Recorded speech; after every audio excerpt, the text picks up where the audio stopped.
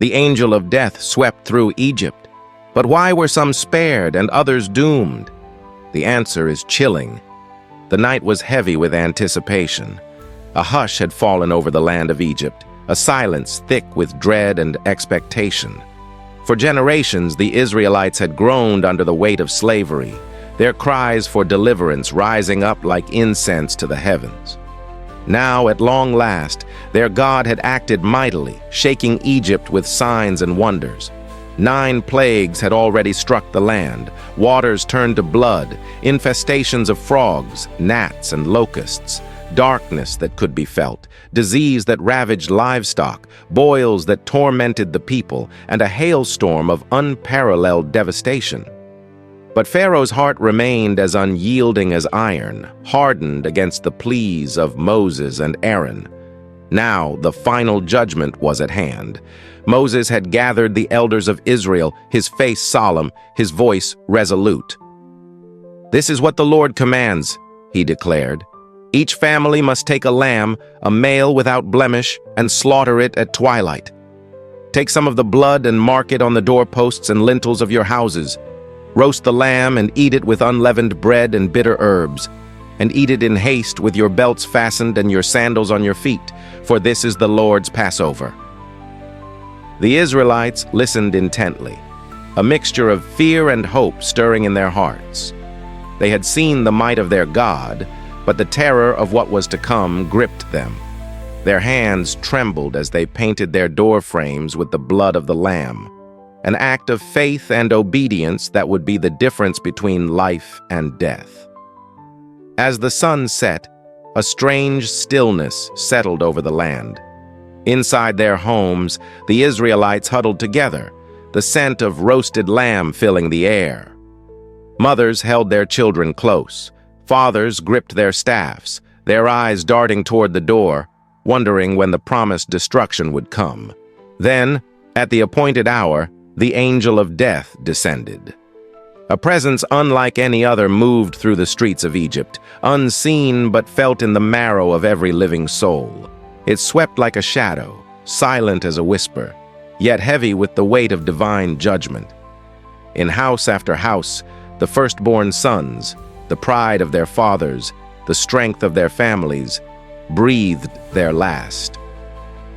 From the grandest palace to the humblest hovel, no household was spared. A piercing wail shattered the night. One voice, then another, rising into a cacophony of grief. Pharaoh's own household was not exempt. His firstborn, his heir, his pride and joy lay lifeless. The god-king of Egypt, who had once considered himself divine, was now brought to his knees in the face of the true God's power. But in the homes of the Israelites, the angel passed over. The mark of the Lamb's blood stood as a shield, a covenant of mercy. Not a single Israelite household suffered loss.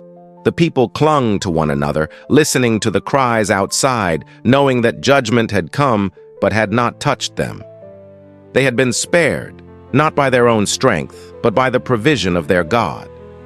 As the first light of dawn broke over the devastated land, the command came at last. "Go!" Pharaoh, his heart crushed by grief, summoned Moses and Aaron in the dead of night. His voice was hoarse with anguish, his will finally shattered. "Leave my people," he said. "Go, worship the Lord as you have said. Take your flocks and herds and bless me also." The Israelites, prepared as the Lord had instructed, gathered their belongings, their unleavened bread wrapped in cloth, their children's hands grasping their parents' robes. They moved swiftly, their hearts pounding with a mixture of fear and exhilaration. For 400 years they had been slaves, but now, in a single night, they were free. As they marched out of Egypt, the dawn light illuminated their faces, the echoes of mourning still trailing behind them. But they did not look back. Their God had seen them, had delivered them, and had set them on a path toward a promise long foretold. The angel of death had passed over them, and now the road to freedom stretched before them. The first Passover, recorded in Exodus 12, was not merely an ancient event, but a moment of divine intervention with lasting significance. It was the night when God delivered the Israelites from slavery in Egypt, establishing a tradition that continues to be observed today. More than a historical occurrence, the first Passover carries powerful lessons that remain relevant in modern times. The central theme of Passover is deliverance. The Israelites had been enslaved in Egypt for over 400 years, suffering under harsh oppression. God's intervention demonstrated that no form of bondage, whether physical, emotional, or spiritual, is beyond His power to break. Today, many people struggle with different forms of captivity, such as addiction, fear, anxiety, or destructive habits. The Passover reminds us that God still offers freedom to those who seek Him. Just as the Israelites were liberated, individuals today can experience transformation and deliverance in their lives. God gave specific instructions to the Israelites: sacrifice an unblemished lamb, apply its blood to the doorposts, and remain inside their homes until morning. Those who followed these directions were spared from the plague of the firstborn. Their obedience was not passive, it was an active demonstration of faith. In our modern world, obedience to God's principles still brings protection and blessings. Many people struggle with trust and submission, but the Passover account teaches that following divine guidance leads to safety, peace, and favor.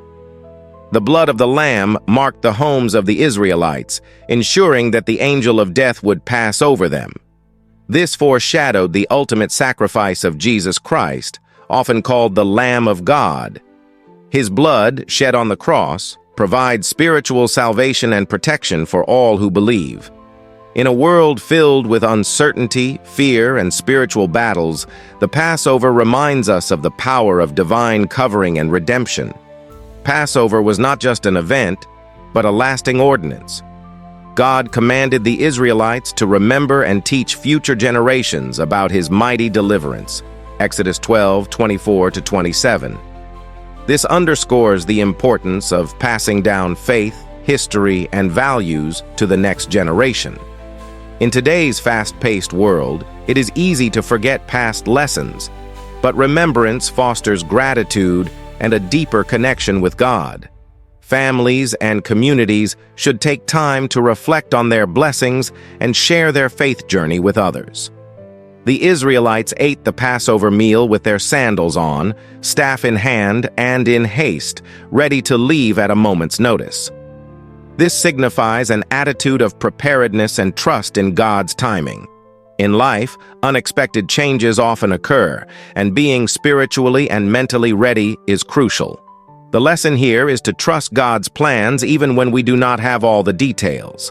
His deliverance may come suddenly, and we must be prepared to follow Him when He calls. The first Passover was more than just a historical event. It was a message of hope, deliverance, obedience, and divine protection. Its significance extends beyond ancient Israel and speaks to people today, reminding us that God is still at work, offering freedom, salvation, and guidance. By applying these timeless lessons, we can live with faith, readiness, and a deeper understanding of God's power in our lives.